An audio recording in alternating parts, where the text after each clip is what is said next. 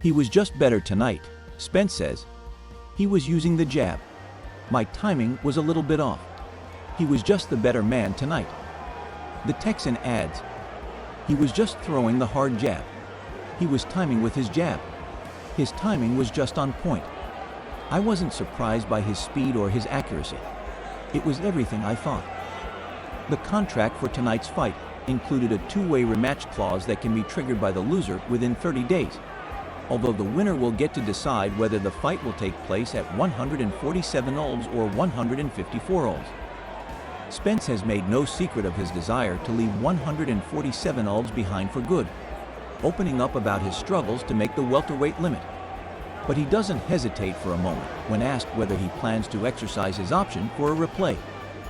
We got to do it again, Spence says. I'm going to be a lot better. It'll be a lot closer. It'll probably be in December and the end of the year. I say we go to do it again. Hopefully, it will happen 154. Like I said before, I only dreamed of being a world champion. Crawford says, I'm an overachiever. Nobody believed in me when I was coming up, but I made everybody a believer. I want to thank Spence and his team because without him none of this would have been possible. The Omaha native then reflects on becoming the first male fighter in boxing's four-belt era to become an undisputed champions in multiple divisions. It means everything because of who I took the belts from, he says. They tried to blackball me.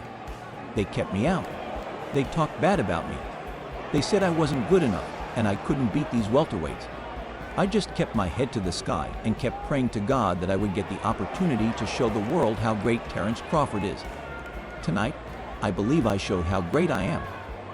Crawford goes on to confirm that taking away Spence's jab was something they worked on during training camp. Errol Spence is a tremendous talent, and he's got a great jab, he says. We were worried about the jab coming in because that's how he sets up all of his shots. Our main focus was the jab. You take away his best attribute. The rest is history. Round 1. And we're off. The fighter meet at the center of the ring and begin circling one another in southpaw stances. Spence is pawing more with the jab to establish range, but each man is doing more feinting than fighting. After about a minute and a half of feeling out, Spence lunges in and moves Crawford backward with a right hand to the body. Spence lands another left to the body. Round 2. Spence is using deft footwork and pressure to move Crawford backward. Crawford misses with a couple of counters. Spence throws a couple of heavy shots, but Crawford blocks them. Spence misses badly with a right to the body, and Crawford makes him pay with a counter that dumps him to the canvas. Spence is down. He's on his feet, but Spence is in trouble. Crawford closes in, but there's the bell and Spence may have been saved by it. Round 3. Spence has come out for the third round looking to make a point. He lands an overhand left early, then backs Crawford into a corner and opens fire, but Crawford blocks most of them. Spence continues his work in the body.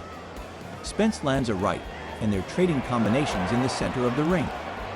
Spence is getting in the deepest trouble when he overextends on his punches, like what happened on the knockdown, giving an expert counter-puncher like Crawford an even bigger window than he needs. Round 4. Crawford wobbles Spence with a right hand. Spence is bleeding from his nose early in the round. Crawford is throwing punches with mean intentions. The crowd is on their feet sensing something destructive could be coming. The difference in hand speed has become painfully apparent. Spence walking into punch after punch as Crawford coolly operates with surgical precision. This is becoming a one-sided fight. Round 5.